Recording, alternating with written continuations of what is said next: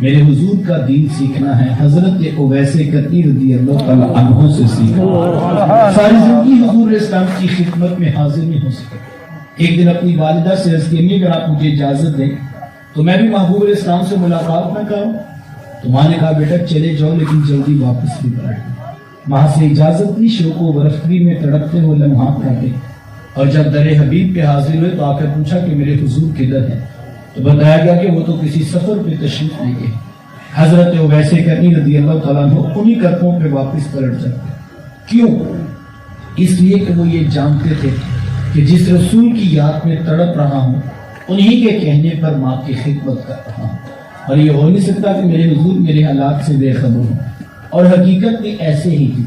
اگر حضرت اویس کرنی رضی اللہ تعالیٰ عنہ یمن میں بیٹھے تڑپ رہے تھے تو یار مدینے کا حال بھی کچھ مختلف نہیں تھا۔ میرے آقا یمن کی طرف رخ نور کرتے ہیں، اپنی قبا کے بٹن کھولتے ہیں اور ٹھنڈی ٹھنڈی سانسیں بھرتے ہیں، اور حضور فرماتے لوگوں مجھے یمن سے یار کی خوشبو آ رہی ہے۔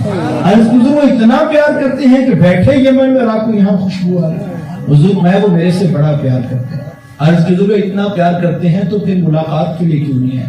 تو حضور میں ان کی بوڑھی اور نابینا ماں ہے جن کی خدمت انہیں میرے حضور آنے سے روکے، اور وہ جائے نہ جا کر میرے اویس کو میرا سلام کہے اور اسے کہنا میری امت کی بخشش کی دعا بھی کرتا۔ یہاں سے پتہ لگا جو ماں باپ کی خدمت کرتا اس کی دعائیں ماں باپ کی خدمت اتنا بڑا وظیفہ۔ یقین جانے ہمیں تو شاید آج تک اس بات کا ادراک ہی نہیں ہو سکا کہ ماں باپ کی خدمت انسان کو کہاں تک پہنچا دی۔ آپ نے علماء سے وہ روایت سنی ہوگی کہ حضرت موسیٰ علیہ السلام نے پوچھا تھا کہ مالک میرا جنت کا ساتھی کون؟ تو کہا موسیٰ فلاں بازار میں چلے جائیے، وہاں پر ایک قصاب ہے جو گوشت کاٹ کر لوگوں کو بیچ دے گا، وہ آپ کا جنت کا ساتھی۔ حضرت موسیٰ علیہ السلام چل پڑے کہ جا کر دیکھو تو صحیح وہ کیا کرے۔ جا کر دیکھا تو عام سا قصاب تھا، گوشت کاٹتا تو لوگوں کو بیچ دیتا، ہاں جو ٹکڑا اسے اچھا لگتا ہے وہ الگ کر دیا۔ شام کو جو گھر واپس پلٹنے لگا تو پیک ہوا گوشت اس نے لیا اور وہ گھر کی طرف چل گیا۔ حضرت موسیٰ علیہ السلام بھی اس کے پیچھے پیچھے چل گئے۔ وہ گھر پہنچا تو اس نے جا کر شوربے میں کھانے کو تیار کیا، اور جب کھانا پک گیا روٹی کے ٹکڑے توڑ توڑ کر بھگو کر نرم کرتا، اور پھر محبت سے لقمہ بنا کر اپنی بوڑھی ماں کے منہ میں رکھتا۔ حضرت موسیٰ علیہ السلام اس کا یہ عمل دیکھتے رہے، پھر اس نے ٹانگیں دبائی، خدمت کی۔ جب اٹھ کر جانے لگا تو اس کی بوڑھی ماں نے آسمان کی طرف دیکھا اور اس کے بوڑھے لب ہلے، بڑھاپے کی وجہ سے آواز زیادہ نہ پیدا ہو سکے۔ تو حضرت موسیٰ علیہ السلام نے پوچھ لیا کہ تیری ماں کیا کہہ رہی ہے؟ تو اس نے کہا حضرت میری ماں بڑی سادہ ہے، جب شام رات آ کر یوں اس کی خدمت کرتا ہوں تو یہ روزانہ آسمان کی طرف منہ کر کے کہتی ہے کہ اللہ تجھے جنت میں موسیٰ کا ساتھ عطا کرے، اور میں کہتا ہوں ماں تو بڑی سادہ ہے، کہاں کوہ طور پہ بیٹھ کر ڈائریکٹ آپ سے باتیں کرنے والے پیغمبر حضرت موسیٰ علیہ السلام، اور کہاں میرے جیسا عام سا گناہ گار آدمی۔ تو ماں یہ تو کوئی جوڑ ہی نہیں بنتا ہے، لیکن حضرت میری ماں بڑی سادہ ہے، یہ روزانہ خوش ہو کے مجھے یہی دعا دیتی ہے، اور میں بھی اس کا دل رکھنے کے لیے آمین کہہ دیتا ہوں۔ تو حضرت موسیٰ علیہ السلام مسکرا پڑے، کہا تجھے پھر مبارک ہو، عرش کے رحمان نے تیری بوڑھی ماں کے لب قبول کر لیے، اور تو ہی جنتوں میں موسیٰ علیہ السلام کے ساتھ کھڑا کی۔ ماں باپ کی خدمت اتنا بڑا ہے۔ مکسیمر ٹریک علماء نے 3 باتیں لکھی ہیں اور کہا اگر کوئی شخص یہ چاہتا ہے کہ کل قیامت کے دن اس کے ماں باپ اس سے راضی ہو کر ملاقات کرے تو اسے زندگی میں 3 کام ضرور کرنے چاہیے۔ میں اور آپ ان باتوں کو اس نظریے کے ساتھ سماعت کریں، پوری توجہ کے ساتھ، کہ ہم ساری زندگی ان 3 باتوں کا خیال بھی رکھیں گے اور اپنی زندگی میں ان کو شامل بھی کریں گے۔ پہلی بات، کثرت کے ساتھ ماں باپ کے لیے بخشش و مغفرت کی دعا کیجیے۔ ماں باپ زندہ ہوں تب بھی، ماں باپ کو وفات پا جائے۔ ایک روایت میں ہے جو شخص روزانہ ماں باپ کی بخشش کی دعا کرتا ہے، میرے حضور ماں پہ اس کی رزق میں کبھی بے برکتی نہیں، اللہ اس کو رزق کی فراوان نہیں آتا ہے۔ اب اس دعائے بخشش کا انداز کوئی بھی ہو سکتا ہے، آپ کل کا ختم دلوائیں، چہلم کی تقریب رکھیں، یا سالانہ برسی کے عنوان پر لوگوں کو جمع کر کے ماں باپ کے لیے بخشش کی دعا کروائیں، تو یقیناً یہ باعث سے برکت ہوگا۔ لیکن میں کہتا ہوں اس مصروف ترین دور کے اندر کس کے پاس اتنا وقت ہوگا کہ وہ روزانہ سینکڑوں ہزاروں لوگوں کو جمع کرے اور پھر ماں باپ کے لیے بخشش کی دعا کا اہتمام کر رہے ہیں؟ 6 ماہ بعد، سال میں، مہینے میں تو شاید بھی ہو سکتا ہے، لیکن روزانہ تو نہیں ایسا ہو سکے. لیکن توجہ تو اس امر کی طرف ہے کہ روزانہ ماں باپ کے لیے بخشش کی دعا کی جائے. یہ اعمال باعث برکت ہے، میں اس کی نفی نہیں کر رہا ہوں، لیکن روزانہ تو یہ نہیں ہو سکیں گے. تو پھر کیا کیا؟ علماء نے بڑی خوبصورت بات کی، کہا کوشش کر کے، محنت کر کے آپ 5 وقت کے نمازی بنیں. یہ اتنا خوبصورت عمل ہے، اتنا خوبصورت عمل ہے کہ بیٹے کی کوئی نماز پوری نہیں ہوتی جب تک یہ دعا نہیں کرتا، ربنا اغفر لی ولوالدی، کہ مالک مجھے بھی بخش دے، میرے ماں باپ کو بھی بخش دے. یہ بہترین وظیفہ ہے. ایک تو رب کا حکم ہے، سینکڑوں مرتبہ کی تاکید ہے، نہ پڑھنے پر سخت عذاب کی وعید ہے، اور دوسرا محبوب علیہ السلام کی بھی آنکھوں کے ٹھنڈا ہے، اور تیسرا بیٹے کی نماز پوری نہیں ہوتی جب تک ماں باپ کی بخشش کی دعا نہیں ہوتی.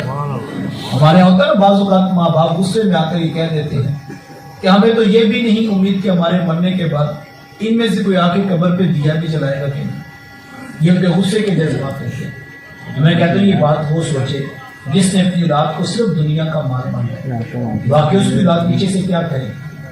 وہ بڑا کرے گی تو سنگ مرمر سے قبر کو پکڑ دے، وہ موٹے حروف کی تختی لگوا کے نیچے تاریخ وفات لکھوا دے. میں کہتا ہوں وہ روزانہ قبر کے اوپر دیا بھی جلا دے تو صاحب جو قبر کے اوپر دیا جلتا ہے اس کی قبر کے نیچے روشنی تو نہیں پہنچے گی. یہ وہ سوچے جس نے صرف دنیا کا مال مانگا ہے، لیکن جس نے اپنی اولاد کو 5 گانا سجدوں کی عادت دی ہے، وہ اللہ کی رحمت سے امید رکھے قبر کے اوپر دیا جلے نہ جلے. جب بیٹے وضو کر کے مصلے بچھا کے سر رب کے حضور رکھیں گے، اللہ نے چاہا تو قبر میں روشنی کا جہاں آباد ہوگا. اور یہ وہ سجدوں کی توفیقات ہیں جو ہمیں اپنی بات کی. آخری وصیت امت کے نام یہی تھی، لوگو نماز، لوگو نماز، لوگو نماز، نماز نہ چھوڑنا، نماز نہ چھوڑنا، نماز نہ چھوڑنا. آخری وصیت امت کے نام یہ تھی. آج ہم دیکھیں ہم کس جگہ پر 95% لوگ ہیں جو عملاً شاید نماز کا بائیکاٹ کر چکے. ہماری مسجدیں ویران ہیں بھائی، صبح کے وقت 1 سے 1.5 سال پوری نہیں ہو رہی ہے. اور یہ کسی جنگل کی مسجد کی میں بات نہیں کر رہا، بڑے شہر کی بھی یہی حالت ہے، بڑے گاؤں کی بھی یہی حالت ہے، بستی کی بھی یہی حالت ہے، ٹاؤن کی بھی یہی حالت ہے، سوسائٹی کی بھی یہی حالت ہے. ہماری مسجدیں ویران. اور ہم نے یہ تو دیکھا ہے کہ شادی حال چھوٹے پڑ دے، شادی کی ولیمے کی تقریب. ہم نے یہ تو دیکھا ہے کہ جناب رسم ہنا کے لیے لوگ اتنی کثرت سے آئے ہوں کہ میزبان کو کرسیاں اور لگوانی پڑ جائیں. ہم نے یہ تو دیکھا ہے کہ لوگ جو ہے وہ جلسے کے اندر مسجد کا حال فل بھر جائے اور باہر بھی 2 صفیں بچھائیں گے. لیکن نماز کے وقت جو ہماری حالت ہے وہ انتہائی خستہ اور ناگفتہ ہے. نماز، نماز، نماز. آخری وصیت امت کے نام دی، آخری وصیت یہ تھی. اور کل قیامت کے دن پہلا سوال یہ، جو محبوب اسلام کی آخری وصیت تھی اس کا سوال کل قیامت کے دن سب سے پہلے ہوگا. اور میں آپ دیکھیں ہم کہاں پہ. اور یہ کسی سے کہہ وہ کہتے جی بس ہمارا کام تھا اولاد کو کہنا، وہ نہیں پڑھتے تو آپ کیا کریں. کسی سے کہنا وہ کہتے جی ہمارا کام تھا بس کہنا، نہیں پڑھتے تو کیا کریں. میں آپ کی بات قبول کر لیتا ہوں کہ جواب بالکل آپ کا جینون ہے کہ جناب آپ کا کام تھا کہنا، نہیں پڑھتے تو نہ پڑھیں. لیکن میرے ساتھ دوسرا سوال ہے. بیٹا ایک دن اسکول نہیں گیا، اسکول والوں نے کال کیا، ان کا کہ آپ کا بچہ اسکول نہیں آیا. ان کو تو آپ نے نہیں کہا کہ جی میرا کام تھا کہنا، اب نہیں آتا تو میں کیا کروں. ادھر بھی تو کہا جا سکتا تھا جناب ہمارا کام تو کہنا تھا، اسکول میں ایڈمیشن کروا دی ہے، فیس دے دیتے ہیں، آتا ہے تو ٹھیک ہے، نہیں آتا تو کوئی بات نہیں، ہمارا کام تو کہنا. ایک دن بیٹا فیکٹری میں نہ جائے تو وہاں تو ہم نے کبھی نہیں کہا کہ ہمارا کام تھا کہنا، نہیں کماتا تو نہ کمائے. 1 گھنٹہ دکان لیٹ کھلے نا، ہم شام کو گھر میں پڑے بٹھا لیتے ہیں، ماں کو بھی بٹھا لیتے ہیں، بہنوں کو بھی بٹھا لیتے ہیں، کہتے اس سے پوچھو اس نے کیا کرنا. باپ کہتا میں نے 25 سال لگا کر شہر میں دکان آباد کی ہے، اگر اس سے چلتی بھی تو اس کو بتا دے 1 گھنٹہ لیٹ نہیں کھلے گی. یہ تو ہو سکتا ہے یہ کہیں اور ملازمت کرے گی، یہ نہیں ہو سکتا کہ میری دکان 1 گھنٹہ لیٹ. میں نے دیکھا کہ برادری کے اندر کل چہلم کی تقریبات تک بھی ماں باپ باقاعدہ بچوں کو کہتے ہیں بیٹا فلان کی دعا ہے، تم نے وہاں پہنچنا ہے، اور ساتھ جا کر بتانا کہ والد صاحب نے خود آنا تھا لیکن وہ نہیں آ سکتے صحت کی وجہ سے، تو آپ جو ہے ان کو بتا کر آنا کہ میں فلاں کا بیٹا ہوں. جانا چاہیے، میں نہیں انکار کرتا، اچھی بات ہے، لیکن میرا سادہ سا سوال ہے یار، میں نے دیکھا شادی بیاہ کی تقاریب پر بہنیں اپنے سامان 7 گاڑیوں میں لے کر جاتے ہیں، اور بھائی کہتے ہیں کہ ابھی تو پرائے مہمان یہاں پر ہے اور تم پہلے گھر کی ہو کے جا رہی ہو، تو بہنیں کہتی بھائی ہم نے 2 چھٹیاں بچوں کی پہلے کروا دی، پیپر سر پہ کھڑے، میں تیسری چھٹی نہیں کروانا۔ یار ہر شے کے لیے ہمارے پاس وقت ہے، کل چہلم کی تقریبات سے لے کر دعوت ولیمہ اور بارات تک دوسرے شہر میں جا کے بھی ہمیں اٹینڈ کرنی پڑے تو ہم سمجھتے ہیں یہاں پہ حاضری لگنی ضروری ہے۔ حضور والا ہر جگہ کی حاضری کی فکر ہے، ایک فکر نہیں رہی تو رب کے حضور حاضری کی فکر نہیں رہی۔ کبھی سوچے تو صحیح، جس نے مجھے زندگی دی، جس نے بہاریں دی، جس نے مجھے جمالے باقپن جوانی کا عطا کیا، کل مجھے اس کے حضور حاضر ہونا ہے اور اس کی حاضری کی مجھے فکر ہی کوئی نہیں۔ میں نے بار بار اس کے اوپر غور کرنا ہے، ہماری ذمہ داری لگائی گئی، آمنوا قوا انفسکم واہلیکم نارا، اے ایمان والو اپنے آپ کو اور اپنے اہل خانہ کو جہنم کی آگ سے بچاؤ۔ یہ ذمہ داری میری ہے، یہ ذمہ داری آپ کی ہے، یہ قرآن مجھ سے مخاطبت کر رہا ہے، یہ قرآن آپ سے خطاب کر رہا ہے۔ آمنوا والے کون ہیں؟ یا ایھا الذین آمنوا والے ہم ہیں جن کو خطاب کیا جا رہا ہے کہ اپنے آپ کو اور اپنے اہل خانہ کو جہنم سے بچاؤ۔ ہماری ذمہ داری لگائی گئی ہے، اس کے لیے مجھے رات کو محنت کرنا ہوگا، اس کے لیے کوشش کرنا ہوگا، محبت کے پرائے میں، الفت کے انداز میں، کبھی اولاد نہیں مان رہی، کبھی ڈرا کر، کبھی ان کو محبت دے کر، کبھی ان کو پیار سے، مجھے اس کی طرف لانا ہی لانا، اس کے علاوہ کوئی دوسری آپشن نہیں۔ اور ہم اپنے اسلاف کی زندگی میں انہوں نے فقر سے پہلے ان کاموں کے اوپر توجہ دی۔ حضرت بابا فرید الدین گنج شکر کی کہانی کون بھول سکتا؟ جب بیٹے کی نماز کے دن قریب آگے تو بیٹے کو شکر پسند تھی اور ماں کو نماز پسند۔ ماں نے پاس بٹھا کر کہا بیٹا فرید جو نماز پڑھتا ہے نا رب خود اس کو شکر کی پوڑی عطا کرتا ہے۔ اور جیسے بیٹے نے وضو کرنے جانا ماں نے چپکے سے مصلے کے نیچے شکر کی پوڑیاں رکھ دی۔ بیٹا وضو کر کے نماز پڑھتا، جیسے مصلی ہٹاتا تو اس کو شکر ملتا۔ بیٹا خوش تھا کہ اب شکر ماں سے مانگنی نہیں پڑتی، جب شکر کی ضرورت ہو اس کے حضور سجدہ کرو وہ خود عطا کرتے۔ اور ماں خوش تھی کہ مالک تیرا شکر ہے میرا بیٹا وقت سے پہلے نمازی ہے۔ ایک دن ماں گھر سے کام کے لیے نکلی تو واپس پلٹنے میں تاخیر ہو گئی، دل دھڑکتا رہا کہ آج پتہ نہیں کیا ہوگا، آج تو شکر رکھی نہیں ہے، اور اگر آج شکر نہ ملی تو کہیں بیٹے کا دل ٹوٹ نہ جائے۔ ماں کا دل دھڑکتا رہا، جیسے گھر واپس آئیں تو آتے پہلا سوال پوچھا کہ بیٹا فرید نماز پڑھ لی تھی؟ تو کہا ہاں ماں نماز تو پڑھ لی تھی، لیکن جب لیکن کہا تو دل دھڑکنے لگا کہ بیٹا کہے گا لیکن ماں آج تو شکر نہیں ملی تھی کیونکہ آج رکھی جو نہیں تھی۔ تو کہا بیٹا لیکن، کہا ماں لیکن جو آج شکر کا لطف آیا وہ پہلے کبھی نہیں آیا، جو آج سجدے کا ذوق ملا وہ بھی پہلے کبھی نہیں آیا۔ مجھے اور آپ کو اس کے اوپر غور کرنا ہوگا، مجھے اور آپ کو اس کے اوپر توجہ دینی ہوگی، بار بار محبت کے پیرائے میں، الفت کے انداز میں اپنی اولاد کو مسجد اور مصلی کا عادی بنانا ہے۔ یہ کام اگر آپ نے کر دیا، میں کہتا ہوں یقین جانے 7 مبارکیں اس شخص کو جس کی ساری اولاد نماز کی عادی ہے، یار اس کی قبر میں تو اصالہ ثواب کا راش نہیں لگا ہوگا۔ کبھی فرشتے کہیں گے بھی تیرے بیٹے نے فجر کی نماز پڑھی تھی اس کی برکت پہنچ گئی ہے، آج تیری بیٹی نے جب ظہر پڑھی تو یہ اس کی برکت پہنچ گئی ہے۔ اور کتنا اچھا ہو جائے کبھی فرشتے بتائیں کہ آج تیرا پتر تہجد میں اٹھا تھا، سونے محمد پہ درود بھی پڑھ رہا تھا، یہ اس کی برکت پہنچ گئی۔ یہ اصل کامیابی ہے اگر آپ نے اس طرف لگا دی تو اپنی اولاد کو نماز کی عادت دیجیے تاکہ ہمارے لیے، آپ کے لیے ہمیشہ دعائیں بخشش چلتی رہے۔ دوسری چیز وقت سمٹ گیا، ماں باپ فوت ہو جائیں تو ان کے رشتہ داروں سے اچھا سلوک کیا جائے۔ ماں فوت ہوگی ہے تو ماموں خالہ کے ساتھ، باپ فوت ہو گئے تو چچا تایا پھپھو کے ساتھ اس نے سلوک کیا، اس سے بھی ماں باپ کی روح خوش ہوتی۔ وہ کسی شاگرد نے پوچھا کہ استاد جی ماں باپ فوت ہو جائے تو پھر کیا کریں؟ کہا بیٹا ماں باپ فوت ہو جائے تو ان کی نشانیوں سے پیار کریں۔ کہا حضرت ماں باپ کی بھی نشانیاں ہوتی؟ کہا ہاں بیٹا یہ جو بہن بھائی ہوتے ہیں نا یہ ماں باپ کی نشانیاں۔ ماں فوت ہو گئی ہے بہنوں کے سروں پہ شکر کے ہاتھ رکھو، باپ فوت ہو گیا ہے بھائیوں کو سینے سے لگا، رشتوں کو نبھانا سیکھیے، رشتے نبھا کے ہی ہوتے ہیں، اور ان رشتوں کے بارے میں کل ہم سے پوچھا جائے گا۔ فرمایا قاطع الرحم، رشتوں کو توڑنے والا وہ کل جنت میں داخل نہیں ہوگا۔ وہ شخص بار بار سوچے جو خاندان کو توڑتا ہے، جو برادری کو لڑاتا ہے، جو بہنوں میں نفرت اور بھائیوں میں پھوٹ ڈال دیتا ہے، وہ سوچے کل اس نے اللہ کے حضور کھڑے ہونا۔ اور ایک حدیث کے مفہوم میں جنت میں جانا تو بڑے دور کی بات ہے، وہ جنت کی خوشبو بھی نہیں پا سکتے، جبکہ جنت کی خوشبو ابھی جنتی 500 سال دور ہوگا کہ اس کو جنت کی خوشبو آنا شروع ہوگی، لیکن رشتوں کو توڑنے والا وہ جنت کی خوشبو بھی نہیں پا سکے۔ تیسرا کام علماء نے لکھا ہے کہ ماں باپ فوت ہو جائیں تو جو نیکی دنیا پہ وہ کرتے تھے اس کا تسلسل نہیں ٹوٹنا چاہیے۔ کسی غریب کی مدد کرتے تھے، کسی یتیم کی فیس دیتے تھے، کسی بیوہ کے گھر میں راشن پہنچاتے تھے، کسی مسجد، کسی مدرسہ، کسی ہاسپٹل میں فنڈ پہنچاتے تھے، تو وہ نسل در نسل نیکی آگے چلنی چاہیے۔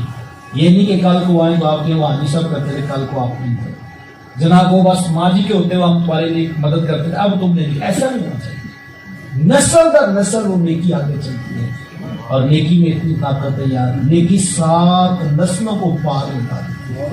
نیکی کرتے جاؤ، نیکی میں بڑی طاقت ہے۔ حضور اسلام نے تو یہاں تک فرمایا اگر تم ایک خشک کھجور راہ خدا میں صدقہ کر سکو تو اس کو چھوٹا نہ سمجھو، اگر ایک کھجور بھی قبول ہوگی تو میں اس کی رحمتوں سے بعید نہیں، وہ بڑھتی ہوئی جہنم سے تمہیں آزاد کر دے۔ ایک کھجور کا صدقہ کیا قیمت ہے اس کی، لیکن اگر اتنا بھی قبول فرما لیا گیا تو وہ بڑا کریم ہے۔ نیکی کرتے چلے جائیں اور اپنے ماں باپ کے لیے توشہ آخرت بیچتے چلے جائیں۔ صاحب اسلام کہتا ہے ماں باپ کی قدر کرو، مذہب اس بات کا درس دیتا ہے، اخلاقیات اس بات کا تقاضا کرتی ہے، عقل بھی کہتی ہے جنہوں نے تمہیں بچپن میں پالا ہے تم ان کو ریٹرن کرو، ان کی خدمت کرو۔ لیکن میں کہتا ہوں اسلام، مذہب، اخلاقیات، عقل کے تقاضے یقیناً سب سے زیادہ اہمیت کے حامل ہیں۔ صاحب اپنے اوپر رحم کرتے ہوئے اپنے ماں باپ کی قدر کرو۔ آپ پوچھیں گے اپنے اوپر رحم کا مفہوم کیا ہے، تو صاحب یہ دنیا مقافات عمل ہے۔ یہاں جس نے جیسا سلوک اپنے ماں باپ کے ساتھ کرنا ہے کل کو ویسے سلوک اسے اپنی اولاد کی طرف سے دیکھنا ہے۔ کوئی امیر کبیر خاندان کا شخص تھا، اپنے گھر میں داخل ہوا تو اس نے ڈرائنگ روم کی ٹیبل پر اپنے بیٹے کو کوئی ڈرائنگ بناتے دیکھا، تو باپ نے پوچھا بیٹا آپ کیا کر رہے ہو؟ اس نے کہا بابا میں اپنے گھر کا نقشہ بنا۔ ہاں بیٹا تم نے کیا بنایا؟ اس نے کہا بابا یہ میرا کمرہ، یہ میری ماں کا کمرہ اور یہ میری بہن کا کمرہ۔ تو باپ کہنے لگا بیٹا تم میرا کون سا کمرہ ہے؟ اس نے کہا بابا یہ پیچھے والا سرونٹ روم، یہ نوکر والا کمرہ، یہ آپ کا کمرہ۔ تو باپ کہنے لگا بیٹا یہ زیادتی نہیں ہے، تم سب کے بڑے بڑے کمرے اور میرا چھوٹا سا پیچھے والا وہ بھی نوکر والا کمرہ۔ وہ چھوٹا بچہ کہنے لگا بابا دادا وہ بھی تو پیچھے والے کمرے میں۔ یہ گھنٹوں کی تقریر ہے اگر آپ کو مجھے سمجھ آ گئی۔ اس شخص نے تھپڑ نہیں مارا کہ تو بدتمیز ہو گیا، تو مجھے بتائے گا کہ کس کا کمرہ کہاں ہونا چاہیے، بلکہ اس نے خاموشی سے پچھلے کمرے سے بوڑھے باپ کو نکالا، لا کر اے سی آن کیا اور اس کی ٹانگیں دبانے لگا۔ تو وہ چھوٹا بچہ کہنے لگا بابا 1 منٹ رکنا، میں نے بھی اپنے گھر کا نقشہ تبدیل کرنا۔ اور اس نے کاغذ پھاڑ دیا اور پھر بڑا کھانا بنایا اور کہا بابا اب سب سے بڑا کمرہ آپ کا بناؤ، چاہتے ہو بڑھاپے میں تمہارا کمرہ بڑا ہو؟ سادہ سا اصول ہے، آج گھر کا بڑا کمرہ اپنے بوڑھے ماں باپ کے نام کرو، کل تمہیں محلے میں پریانی بٹھانی پڑے گی کہ میری اولاد نے میری چارپائی صحن میں رکھی ہوئی ہے، اور اگر آج آپ نے صحن میں رکھی ہے اور آپ ناک پہ ہاتھ رکھ سے گزرتے ہیں یہاں سے اسمیل بڑی آتی ہے، تو صاحب میں کہتا ہوں یہ تو آپ ہیں، ڈریے اس وقت سے کہیں اگلی نسل کو 1 درجہ اسمیل زیادہ نہ آئے اور وہ کہیں اٹھا کے بھائی چوک میں نہ رکھ لیں، قبل اس سے کہ مجھے اور آپ کو سخت دن دیکھنے پڑتے اپنے بڑھاپے پہ رحم کرتے ہوئے۔ یہ جو ہمارے چھوٹے چھوٹے بچے یہ سارے رویے اور یہ سارے انداز ہمارے سے ہی سیکھتے ہیں، اپنے بڑوں کی۔ حضور اسلام نے حضرت انس رضی اللہ تعالیٰ عنہ سے فرمایا تھا انس اپنے بڑوں اپنے بوڑھوں کا ادب کیا کرو، فرمایا کل جب تم بوڑھے ہوگے اللہ تمہارے ادب والے پیدا کرے۔ بڑوں کا ادب یہ دین ہے اور چھوٹوں پہ شفقت یہ دین ہے۔ آئیے بس ابھی میں کل بارگاہ ربوبیت میں دعا گو ہوں، اللہ ہم سب کے ماں باپ کی بخشش و مغفرت فرمائے، اور جن کے زندہ ہیں ان کو صحت و عافیت اور لمبی زندگی نصیب فرمائے، جن کے ناراض ہیں ان سے کہوں گا ہاتھ جوڑ کر پاؤں پکڑ کر راضی کر سکو، آج موقع ہے، کل کا پچھتاوا کچھ کام نہیں آئے گا۔ حضور اسلام سے 100 باتوں کی ایک بات پر بات ان کی کہ جن کی بات پر بات ختم ہو جاتی ہے۔ کسی نے میرے حضور اسلام سے آ کر پوچھا تھا کہ حضور جی ماں باپ کیا ہوتے ہیں؟ 2 لفظی سوال تھا، ماں باپ کیا ہوتے ہیں؟ لیکن دریا کو سمندر میں بند کر دینے کا فن میرے حضور سے زیادہ عمدہ اللہ سوال تھا، حضور ماں باپ کیا ہوتے ہیں؟ آقا کریم اسلام نے 2 لفظی جواب دیا، فرمایا وہ تیری جنت وہ تیری جہنم ہوتی ہے، فیصلہ میرا ہے، اختیار آپ کا ہے، چاہیں تو ان کی خدمت کر کے جنت حاصل کر لے اور چاہیں تو کسی اور راستے پر چل پڑے۔ اللہ کی بارگاہ میں دعا کروں اللہ ہمارے بزرگوں کی بخشش و مغفرت فرمائے، ان کی زندگی بھر کی نیکیاں قبول فرما کر گناہوں سے درگزر فرماتے ہوئے جنتوں میں اعلیٰ مقام نصیب فرمائے۔ وآخر دعوانا ان الحمد للہ۔